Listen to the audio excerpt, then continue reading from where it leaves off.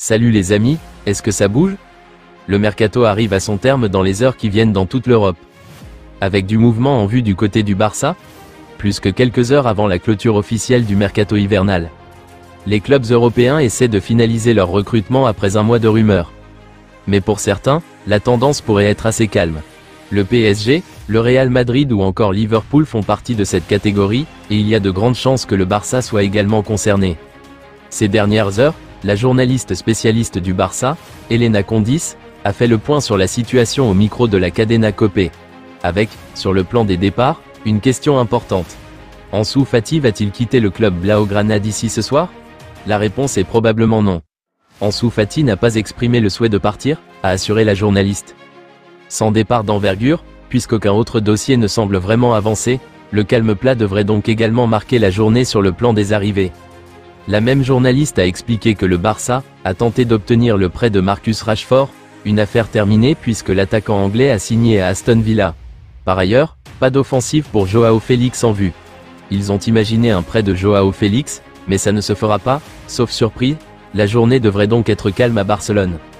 Nico Gonzalez se dirige vers Manchester City après que le club ait accepté de payer la clause libératoire de 60 millions d'euros.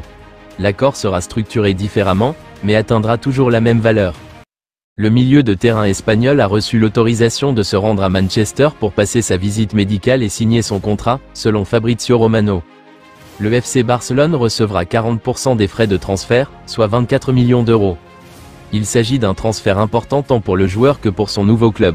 Pep Guardiola renforce son équipe avec l'arrivée de Gonzalez, ce qui devrait améliorer les options de milieu de terrain de Manchester City. Le FC Barcelone pourrait envisager de réaliser un dernier transfert dans les dernières heures du marché des transferts une fois l'accord finalisé. Wojciech Szczęsny a été le seul joueur à s'entraîner mercredi matin, malgré le fait que Hansi Flick ait donné un jour de repos à l'équipe. Le reste de l'effectif a eu une pause après leur victoire 1-0 contre Alaves. Szczęsny a choisi de continuer son entraînement en solo, selon Gigante FC.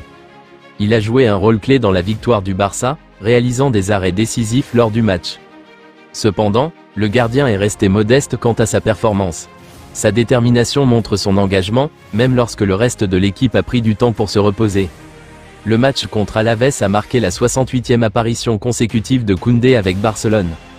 Depuis le 3 décembre 2023, le défenseur français reconverti en arrière droit a joué sans interruption avec 65 titularisations et seulement une apparition en tant que remplaçant.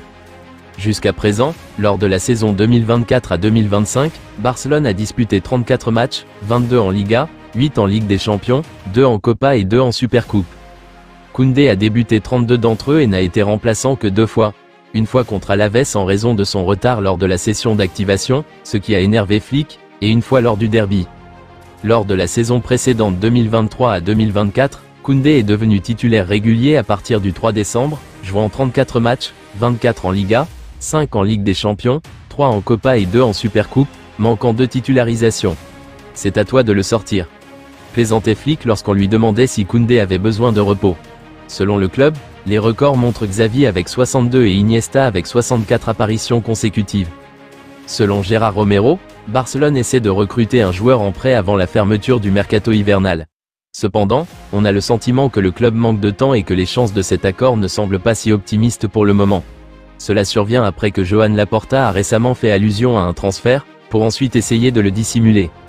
Le Barça n'a recruté personne pendant le mercato hivernal, mais il reste à voir si cela change avant la date limite de minuit, 4 février, le président du FC Barcelone, Joan Laporta, a fait allusion à une possible opération de transfert tardive avant la date limite des transferts à minuit, le 4 février, il a déclaré « Le marché ferme à minuit. J'attends la réponse de Deco sur une opération particulière.